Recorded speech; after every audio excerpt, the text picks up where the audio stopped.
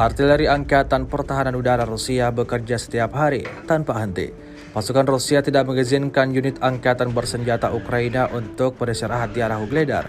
Rekamannya ramai beredar di media sosial Telegram pada Sabtu 4 Maret 2023. Posisi nasionalis Ukraina dihancurkan setiap hari dan garis menguntungkan diambil untuk kemajuan infanteri lebih lanjut.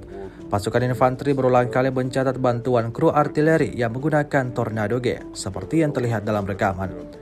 Selongsong senjata 122 mm mereka dengan percaya diri membantu menerobos pertahanan musuh, tidak memberinya kesempatan untuk mereka bersembunyi di dalam parit. Hingga video ini beredar, beragam komentar dituliskan warganet. Много получаем от пехоты таких.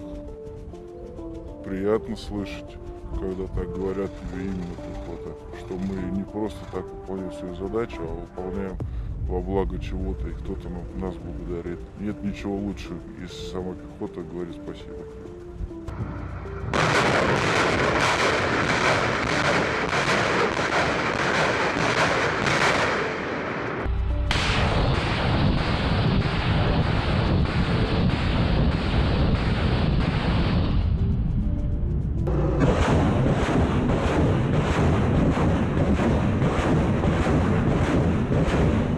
Terima kasih sudah nonton.